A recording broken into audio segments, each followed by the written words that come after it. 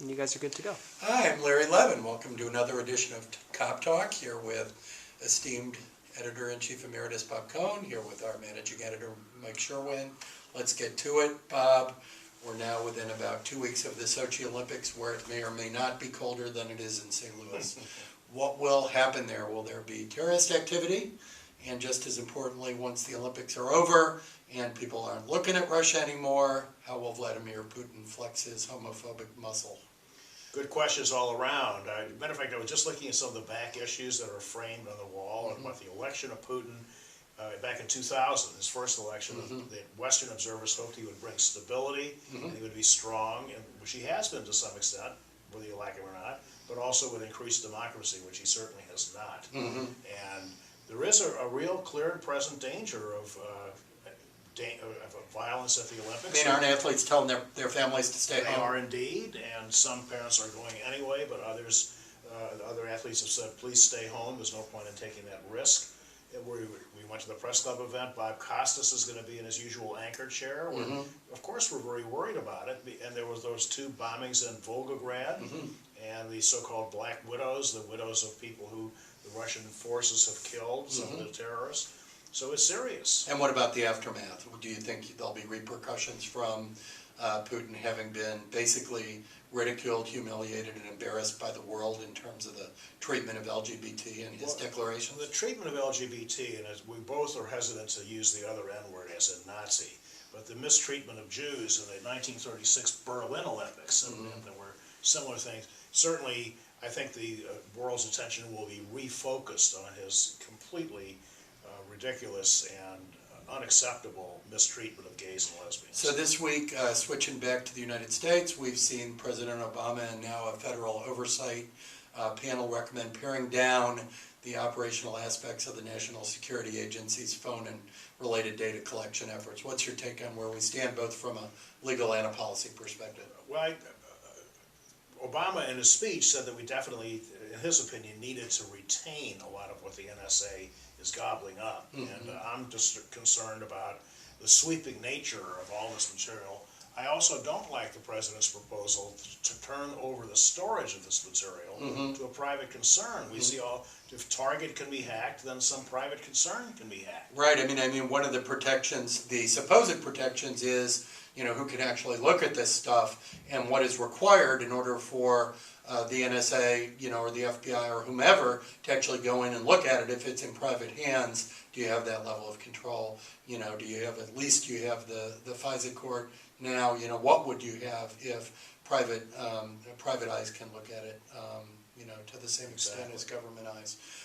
The Virginia Attorney General, going back to LGBT issues, has stated he won't defend the state's gay marriage ban, stating that he believes it's unconstitutional. This is a state, Virginia, that hasn't exactly been at the forefront of civil rights activity in the past, but even there, the Attorney General now is looking at Utah and Oklahoma, where federal judges have struck down the laws. What's your take? Where are we going on this? I think the U.S. Supreme Court, using the full faith and credit clause of the Constitution, will strike down all bans against gay marriage. It's a contractual arrangement between two consenting adults. It should be of no concern to the heterosexual people in this country. I'm not in any way negatively impacted by somebody calling their relationship legally binding and calling it a marriage. And when states, when more conservative states say we should have the right to kind of determine what the cultural kind of backdrop of our state should be, how do you respond to that? Well, I hope certainly that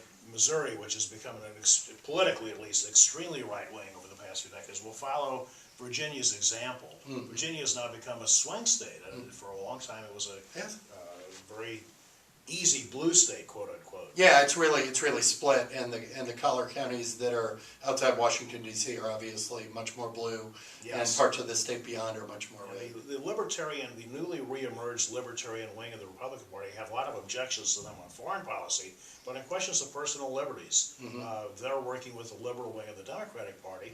I think is a healthy thing in this country. Bibi Netanyahu gave a talk this week at the World Economic Forum in Davos, Switzerland, and he says he doesn't want a binational Israel, but he also doesn't want a Palestine run by as an Iranian proxy. So, of course, he's referring to Hamas. So what kind of room is he leaving at this point for any deal? Is he serious and credible in his efforts to work on it, or is he not? Well, first of all, Hamas is a Sunni organization affiliated with the Muslim Brotherhood. Yeah. So it's not really an Iranian Right. proxy.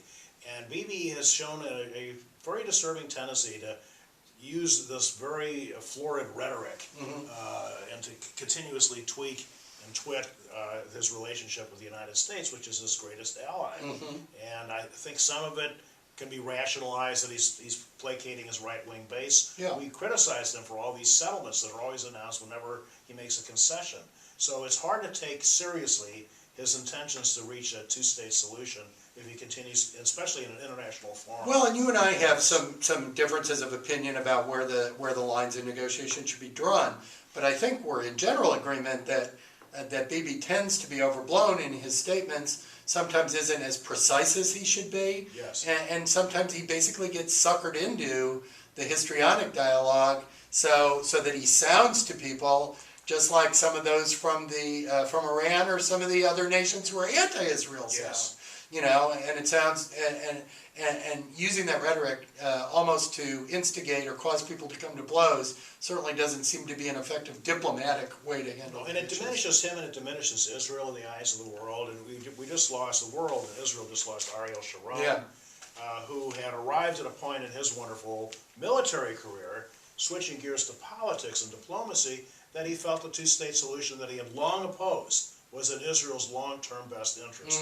Had he lived, and of course speculation is always difficult, but I believe there would have by now been a two-state solution with Sharon's leadership. And what made him distinctive from other Israeli leaders? He had the wisdom to create, he was originally a Laborite, as all his really major figures were, then he was a co-founder of Likud, and then he was the co-creator of the Kadima, the centrist party, and he saw that, and he was able to draw in, especially by removing all those settlers from the Gaza Strip, he won over the left. He held on to enough of his right-wing original base and all the military people. He was probably the most popular prime minister in Israel's history. Yeah. And I think that's what gave him, and he also had the courage of his convictions. And whereas he was elevated by the premiership, and Bibi, who's been in office longer than any other prime minister, lately has been diminishing himself and Israel in the eyes of the world with his rhetoric. I think so, and Bibi is not known as one who focuses on or has solutions for a lot of domestic issues. So I think pounding his fist on the international front is basically what he is left with from a political perspective. No question. Yeah. So let's talk about one other aspect of Israel's security. There's a summit underway this week in Montreux, Switzerland, also for nations to work on Syria's future. And they're following up on a Geneva communique from 2012 in that regard to talk about transitional plans. And the U.S. has been adamant that President Assad not be part of any solution or discussion. There's been huge tension between the United Nations and some of the parties. So far it's holding together. The UN and Arab League made a joint statement together of progress. What's next for the Syrian process? I was pleased that Secretary of State John Kerry made it absolutely clear that the Line U.S. in the is sand. a line in the sand with respect to Assad not being part of any transition. Having said that, I'm pleased that the conference is actually taking place with all of the various challenges, because I think what would be preferable would be for some of the elements of the Alawite group that that is under Assad, who don't have blood on their hands, to be part of a transition coalition government.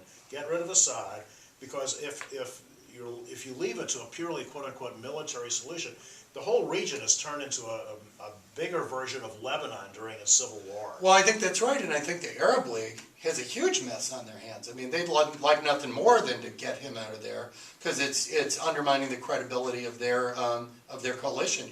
100%. Yeah. And the whole Shia-Sunni split. And by the way, you know, there were splits between the Soviet Union and Communist China for a long time. It's not one big monolithic region. And I think if they can achieve a balance between the Sunni and the Shia elements of the community, right now it's kind of like, wasn't that movie Mad Max, where there's total anarchy? Exactly. Road Warrior, yeah. Yeah, exactly. And there's no way of really getting a handle on how to, quote, punish or isolate these terrorist groups, whereas nation states can be dealt with. Interesting. What else you got this week for us? Well, we have the big 250th anniversary of the founding of St. Louis as a French trading post in 1764, and the Jewish community has been part of this 250 years for almost 200 of those 250 years. Yeah. And we have a number of occasions that will involve members of the Jewish community. Program at the Holocaust Museum. Program at the Holocaust Museum, which is featured in this week's Jewish Life. And as somebody who's fascinated by history, I'm excited about those prospects. Is it too soon? I mean, we just had the 2004 bicentennial of Lewis and Clark. Is there burnout on the major celebration front? Well, we both know that media people love anniversaries, and I certainly do for my Cohnopedia column. I like to have a news peg to hang it on. It may be there may be a little anniversary fatigue kicking in, but I think celebrating the long history of this interesting community is a worthy effort. That's great. Well, thank you. Thanks to Mike Sherwin, our managing editor. See you next time on Cop Talk. So long. Good. I think that went well. Thank you, Mike. Thank you, guys. Thank you both.